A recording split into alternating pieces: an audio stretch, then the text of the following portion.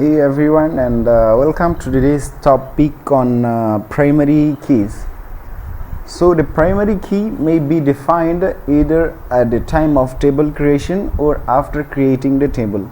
And basically a primary key helps you to uniquely identify each record in the table. That means the primary key is unique for each record in the table. Let's start by checking our table student. Let's see the structure, and let's see which fields we may use as the primary key, starting from email.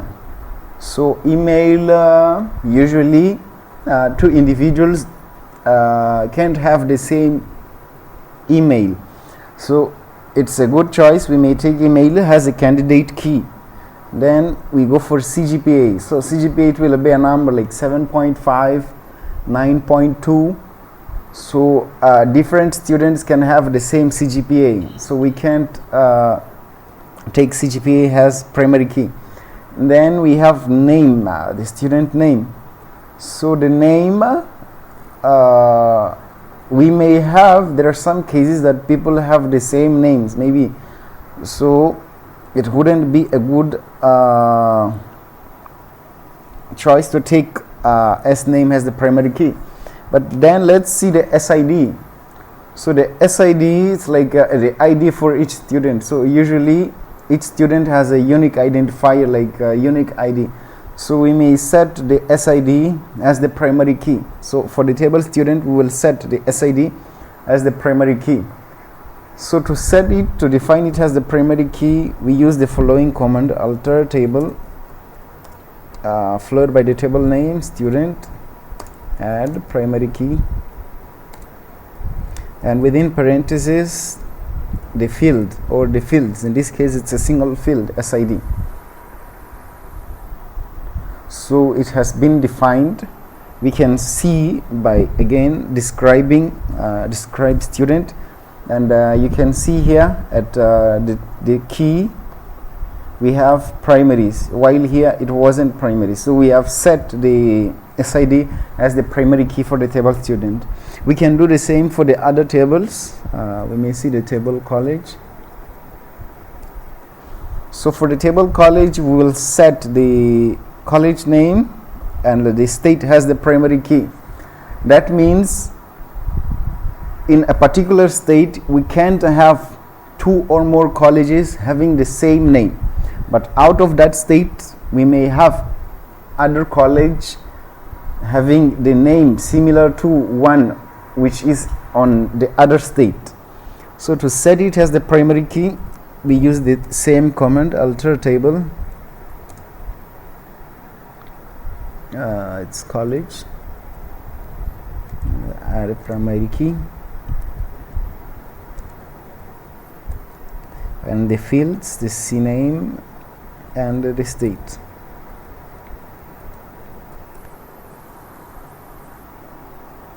So we may see by describing this table. So as you can see, the two fields, the state and the C name, the college name, have been set as the primary keys. So a primary key, it may be either a single field or a combination of fields. Now we go for the last table, that is apply. Describe table apply. So for the table apply, the primary key, I will set the primary key, the SID, the C name and the measure. So this means that a student can't apply twice. A student can't apply to the same college, to a particular program twice. If he applies twice, then the program should be different. Like if he's applying for let's say engineering, if he applies the second time, then it may be for arts. So that's the restrictions we will set. So for these we use the same command: alter table, apply,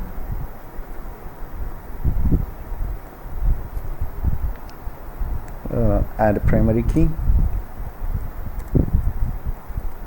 and here we have SID.